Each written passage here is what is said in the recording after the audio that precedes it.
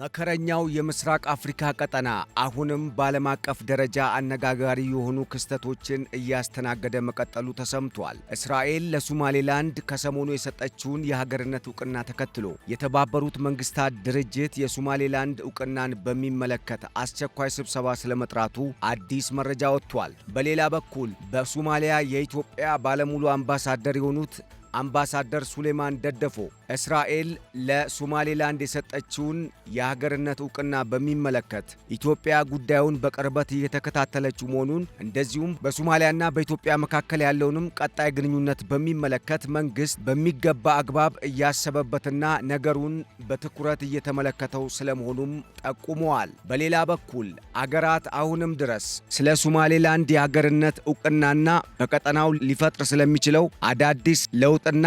ሊመጣ ይችላል ብለው ያሰቡትንም ቀውስ በሚመለከት አዳዲስ ሐሳቦች እየተሰነዘሩ ስለመሆናቸው የወጡ መረጃዎች አመላክተዋል። ሰላም ጤና ይስጥልን ውድ አድማጭ ተመልካቾች እንደምን ሰንብታችኋል? ይህ ገበያ ሚዲያ ነው። ፕሮግራማችን ከገበያ ሚዲያ ዘውትር በዚህ ሰዓት ወደ እናንተ የሚደርሰው የገበያ ሚዲያ ልዩ ጥንቅር የመረጃ ፕሮግራማችን ለዛሬ በሶማሌላንድ የሀገርነት ዕውቅናና በተለይም ከሰሞኑ እስራኤል ለሶማሌላንድ የሰጠችውን የሀገርነት ዕውቅናን በሚመለከት የተባበሩት መንግስታት ድርጅት አሁን አዲስ አስቸኳይ ስብሰባን ለማድረግ ያቀረበውን ጥሪ በሚመለከት የምንፈትሽ ይሆናል። በሌላ በኩል በቀጠናው ይህ የሶማሌላንድ የሀገርነት ዕውቅና ሊፈጥር የሚችለውም ጉዳይ አሳሳቢ እንደሆነ እየተነገረ ነው። በቀጠናው እንደ ግብፅ፣ ሶማሊያ፣ ጅቡቲ፣ ኤርትራና የሱዳን ግማሽ መንግስት ማለትም አልቡርሃን የሚመሩት መንግስት መቃወማቸው ለምን የሚያስብል ጥያቄንም እየፈጠረ ነው። እነኚህን እና ሶማሊያ የኢትዮጵያ ባለሙሉ አምባሳደር ሱሌማን ደደፎ ለሶማሌላንድ ከእስራኤል በኩል የተሰጠውን የዕውቅና ጉዳይን በሚመለከት እስራኤል ጉዳዩን ለምን አሁን ላይ ያደረገች፣ ኢትዮጵያ ደግሞ በጉዳዩ ላይ ምን አይነት አቋም ትይዛለች የሚለውን ጉዳይ በሚመለከት የሰጡትን አስተያየት አካተን ለእናንተ በሚመች መልኩ ልዩ ጥንቅር አዘጋጅተናል። ቆይታችሁ ከኛ ጋር ያማረ እንዲሆን በመጋበዝ ለቻናላችን አዲስ የሆናችሁ ቻናሉን ሰብስክራይብ፣ ፕሮግራማችንን ደግሞ ላይክ እና ሼር እያደረጋችሁ እንድትቆዩ በመጋበዝ በቀጥታ ወደ መረጃው ተሻገርን።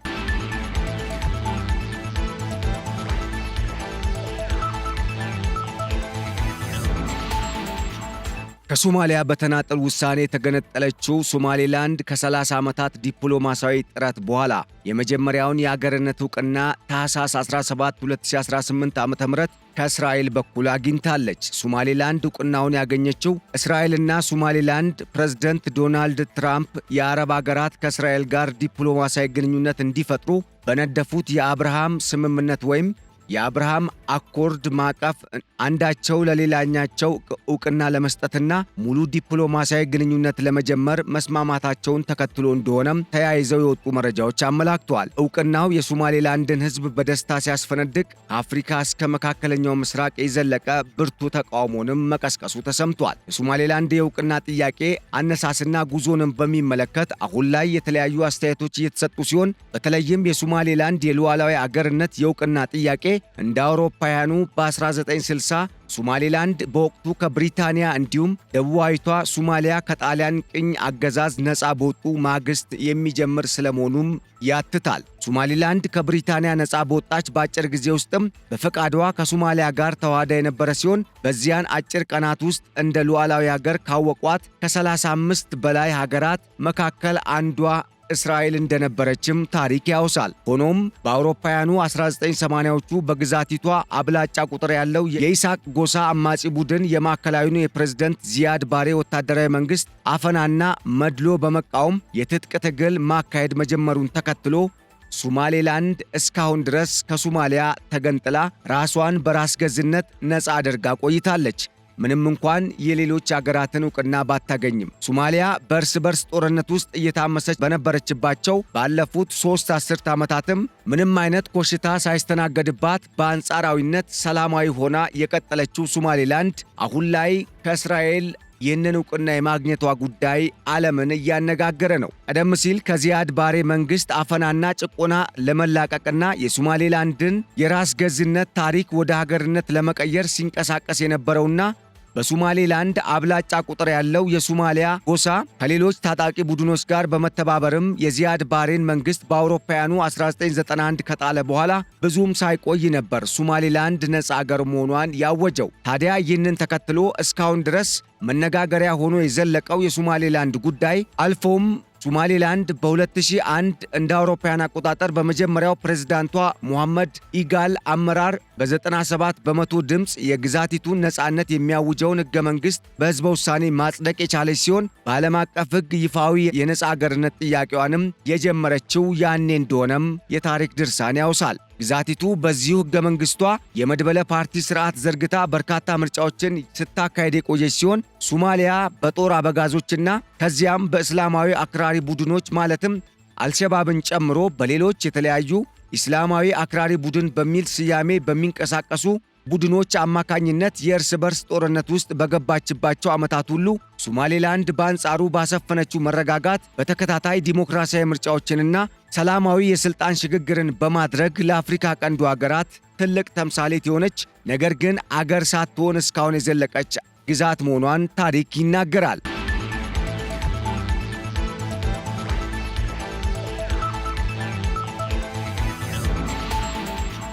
ግዛቲቱ ለዓለም አቀፍ ዕውቅና መስፈርቶች የሆኑ ማዕከላዊ መንግሥት፣ የጸጥታ ኃይል፣ የታወቀ ድንበርና በግዛቷ ውስጥ የሚኖር 5 ሚሊዮን ያህል ሕዝብ ቢኖራትም ዕውቅና ለማግኘት ያደረገችው ብርቱ ጥረት ግን እስካሁን ድረስ ሳይሳካ ቆይቷል። ለዚህም የሶማሊያ ብርቱ ተቃውሞ የቀጠናውና የዓለም ሀያላን አገራት ተቃራኒ ፍላጎቶችና የቅኝ ግዛት ድንበሮች ጸንተው እንዲቀጥሉ የሚጠይቁት የአፍሪካ ሕብረትና የተባበሩት መንግስታት ድርጅት ቻርተሮች በምክንያትነት እንደሚጠቀሱም ከወደ ሶማሌላንድ መንግስት በኩል የወጡ መረጃዎች ያመላክታሉ። ሆኖም የሶማሌላንድ መሪዎች የዚያድ ባሬ አገዛዝ በሕዝባችን ላይ ከፍተኛ የሰብአዊ መብት ጥሰት አድርሷል የሚለውን ትርክት በመከተል የአገርነት ዕውቅናውን አስፈላጊነት ሕዝባቸውንና ዓለም አቀፉን ማህበረሰብ ለማሳመን እንዲሁም ከሶማሊያ የተለየ ስነ ልቦናና ማንነት ለመገንባት እስካሁን ድረስ ሲጠቀሙበት መቆየታቸውንም እንዲሁ ታሪክ ያውሳል። ሶማሌላንድ ለዓመታት ዕውቅና ባታገኝም በተለይ ከኢትዮጵያ፣ ከተባበሩት አረብ ኤምሬቶች፣ ከብሪታንያና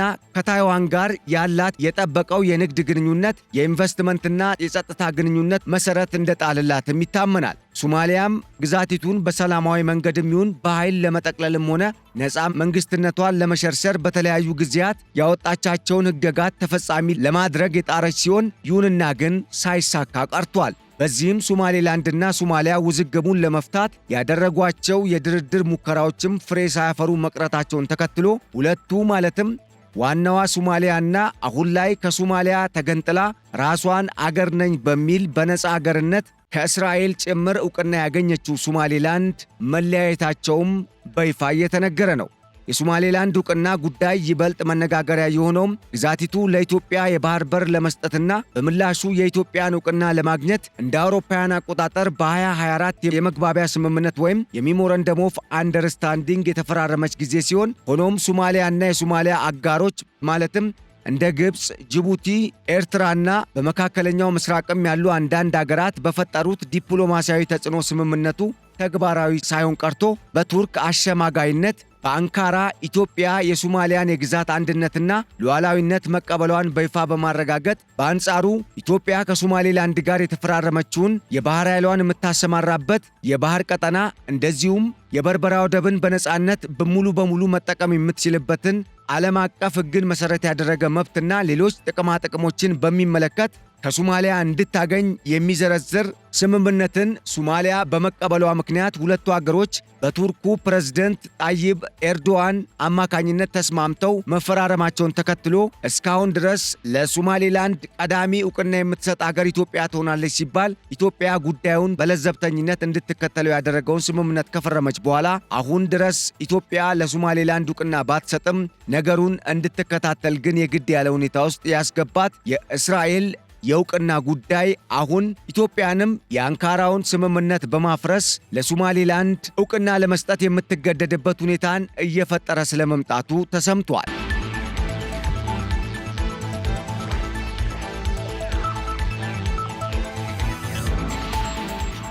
የሶማሌላንድ ዕውቅና ጉዳይ ይበልጥ መነጋገሪያ ከመሆኑም በላይ አሁን ላይ በተለያዩ ሐሳቦች ዙሪያ ጎራ ከፍለው የሚከራከሩ የዓለም አቀፍ ተንታኞችና የሎቢስት ቡድኖችም ጭምር በጉዳዩ ውስጥ እጃቸውን እያስገቡ ስለመሆናቸው ተሰምቷል። በተመሳሳይ ሌላ ሀያላን ሀገራትና በምስራቅ አፍሪካ ቀጠና ብሎም በዓለም አቀፉ የንግድ መስመር ዙሪያ ጥቅማችን ይጠበቅ የሚል አቋምን በመያዝ በምስራቅ አፍሪካና በመካከለኛው እንደዚሁም በህንድ ውቅያኖስ ሰሜናዊ ዳርቻና በቀይ ባህር ቀጠና ላይ ጥቅማቸውን ለማስጠበቅ እየተንቀሳቀሱ የሚገኙ ሌላ ሀያላን ሀገራትም የሶማሌላንድን የሀገርነት ዕውቅና በተለያየ መልኩ እያራገቡት ስለመሆኑም የወጡ መረጃዎች አመላክቷል። ይህንንም ተከትሎ የፕሬዝዳንት ትራምፕ አስተዳደር ለሶማሌላንድ ዕውቅና ሊሰጥ ስለማቀዱ በሰፊው ሲዘገብ የቆየ ሲሆን ፕሬዝዳንት ትራምፕም ባለፈው ዓመት ነሐሴ ላይ የሶማሌላንድ ዕውቅና ጉዳይ መፍትሄ እንደሚያገኝ መጠቆማቸው በእርግጥም እስራኤል አሁን ላይ ከየትኛውም ሀገር ቀድማ ለሶማሌላንድ የሀገርነት ዕውቅና የሰጠችበት ሚስጥር አሜሪካም ከምስጢሩ ጀርባ ያለች ስለመሆኑ ያሳበቀ ነው ተብሏል። በዚህም መሰረት የትራምፕ አስተዳደር ሶማሊያ ለዓመታት መረጋጋት ባለመቻሏ ድጋፍ መቀነሱን ተከትሎ አሁን ላይ ከሶማሊያ ይልቅ ከሶማሌላንድ ጋር ያለውን ግንኙነት በማጠናከር ወደ ስትራቴጂካዊ ደረጃነት ለማሸጋገር በማሰብም ለሶማሌላንድ እንደ አዲስ ዕውቅናን ለመስጠት በዝግጅት ላይ ስለመሆኑም ተመላክቷል። ይህንንም ተከትሎ ከሰሞኑ ከእስራኤል ቀጥላ በተለያየ መንገድ ለሶማሌላንድ የሀገርነት ዕውቅና ሰጥታለች የተባለችው የተባበሩት አረብ ኤምሬትስን ተከትሎ አሜሪካ ለሶማሌላንድ ዕውቅናን የምትሰጠው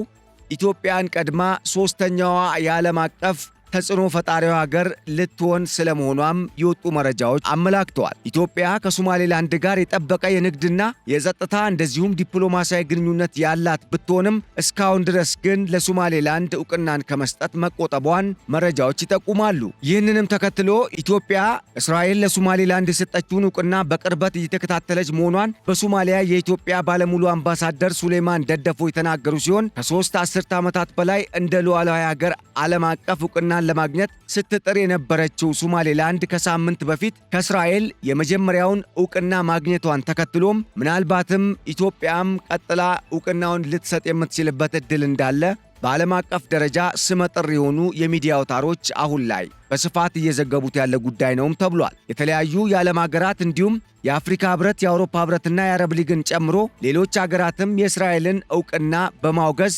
ከሶማሊያ ግዛት አንድነት ጎን እንደሚቆሙ ማሳወቃቸው አይዘነጋም። በሶማሊያ የኢትዮጵያ አምባሳደር የሆኑት ሱሌማን ደደፎ በበኩላቸው ጉዳዩን በሚመለከት ከቢቢሲ አፋን ኦሮሞ ጋር በነበራቸው ቃለ ምልልስ በሰጡት አስተያየት ስለ እስራኤል ዕውቅና ምንም አይነት መረጃ አልነበረንም በማለት ከቀሪው ዓለም ጋር ዜናውን እንደሰሙ በመግለጽ ስለ ጉዳዩ ግን ኢትዮጵያ እንደማታውቅ አጽንኦት ሰጥተው ተናግረዋል። በአፍሪካ ቀንድ የሀያላን ሀገራት ፉክክር እየጨመረ መምጣቱን የተናገሩት አምባሳደሩ የሀገርነት ነጻነትና ሰላም ቅድሚያ ሊሰጠው የሚገባ ጉዳይ ስለመሆኑም አክለዋል። እስራኤል ለሶማሌላንድ የሰጠችውን ዕውቅና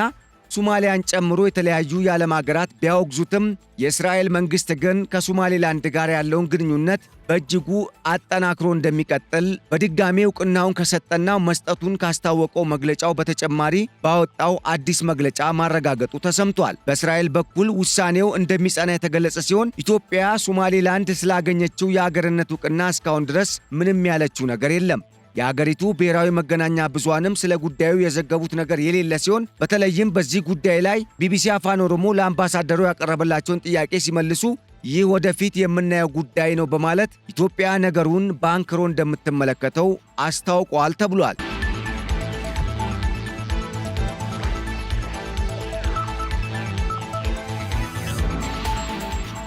ኢትዮጵያ በእስራኤል ዕውቅና ትስማማ የሚለውን ጉዳይ በሚመለከትም ጥያቄ የቀረበላቸው በሶማሊያ የኢትዮጵያ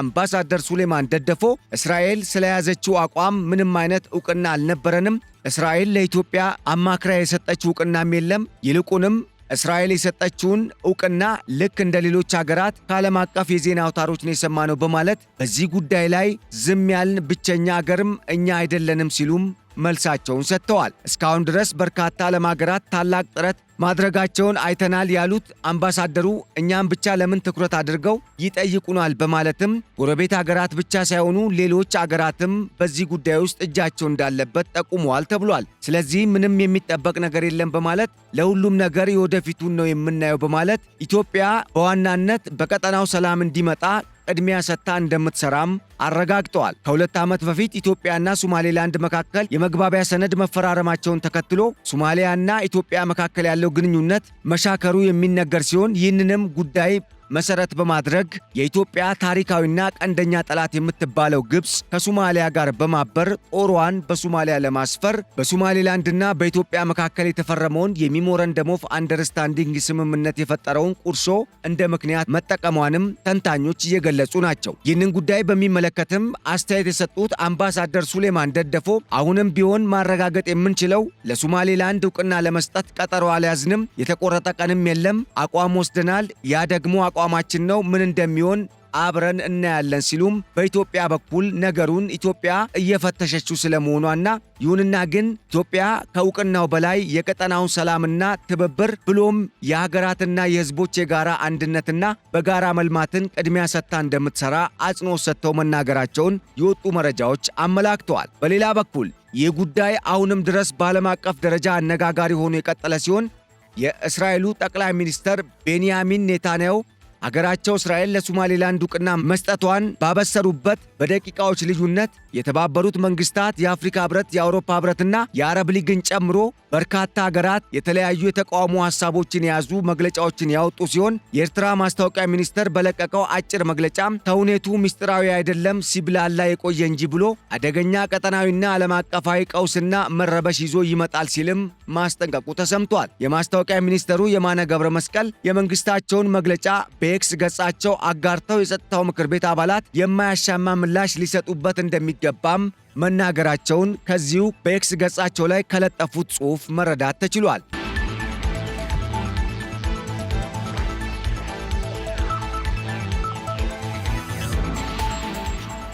ኤርትራ ጉዳዩን ከወትሮውም በአሉታዊነት ስትመለከት መቆየቷን የተለያዩ የሚዲያ አውታሮች የዘገቡ ሲሆን በተለይም ኢትዮጵያ ያነሳችውን የባህር በር ጥያቄ ተከትሎ ከኢትዮጵያ ጋር ውዝግብ ውስጥ ገብቻለሁ ያለችው ኤርትራ ኢትዮጵያ በበርበራ ወደብ በኩል አሁን ላይ እያደረገች ያለውን የንግድ ግንኙነት በአሰብ ወደብ በኩል ለኤርትራ እየከፈለች እንድትጠቀም በማሰብ ከዚህ ቀደም አቅዳ ከኢትዮጵያ ጋር ለመስማማት ሙከራ ብታደርግም ነገሩ አልሳካም በማለቱ ምክንያት ከኢትዮጵያ ጋር በጥቅም ጠላትነት ውስጥ የገባችው ኤርትራ አሁን ላይ ኢትዮጵያ ከሶማሌላንድ ጋር በመቆራኘት እያደረገች ያለውን የውጭ ገቢ ንግድ እንቅስቃሴን በመቃወም ብሔራዊ ጥቅሜን ይነካብኛል በሚል ኢትዮጵያ ላይ ከግብፅና ከሞቃዲሾ መንግስት እንደዚሁም ከጅቡቲው የኢስማኤል ኡመር ጊሌ መንግስት ጋር በመተባበር የተለያዩ አሻጥሮችን እየፈጸመች መሆኗን ዓለም አቀፍ ሚዲያዎች አሁን ላይ በጋድ እያስታወቁ ያሉት የአደባባይ ሚስጥር ነው። ይህንንም ተከትሎ በኤርትራ በኩል ይህንን የሶማሌላንድ እውቅናን በሚመለከት አዎንታዊ ነገር ይመጣል ተብሎ እንደማይጠበቅ የሚታወቅ ሲሆን በተለይም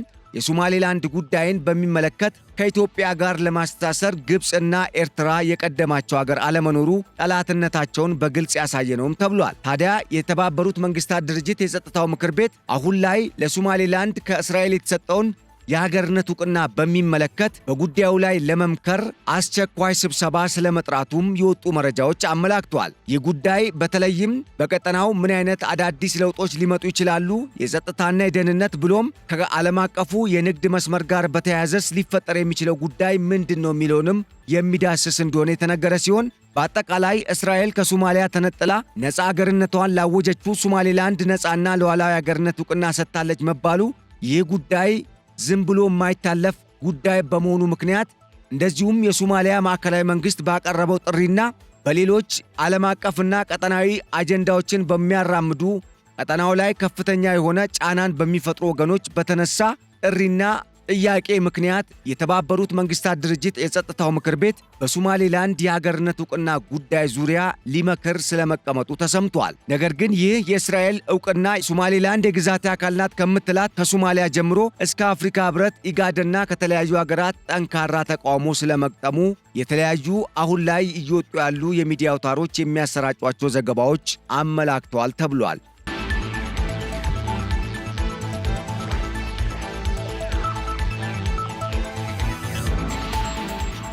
ውድ አድማጭ ተመልካቾቻችን ለዕለቱ ያዘጋጀንላችሁ የገበያ ሚዲያ ልዩ ጥንቅር የመረጃ ፕሮግራማችን የሶማሌላንድን የሀገርነት ዕውቅና በእስራኤል በኩል የተሰጠውን ይሁንታና ሌሎች በቀጠናው አሁን ላይ እየተነሱ ያሉ ሐሳቦችን በሚመለከት የዳሰስንበት ነበር። ቆይታችሁ ከኛ ጋር ያማረ እንደነበር በማመን በቀጣይ በሌሎች ርዕሰ ጉዳዮች ዳግም ወደ እናንተ እስክንመለስ ለአሁኑ ስለነበረን ቆይታ በእጅጉ በማመስገን ተሰናበትናችሁ። ቸር ሰንብቱልን። ሰላም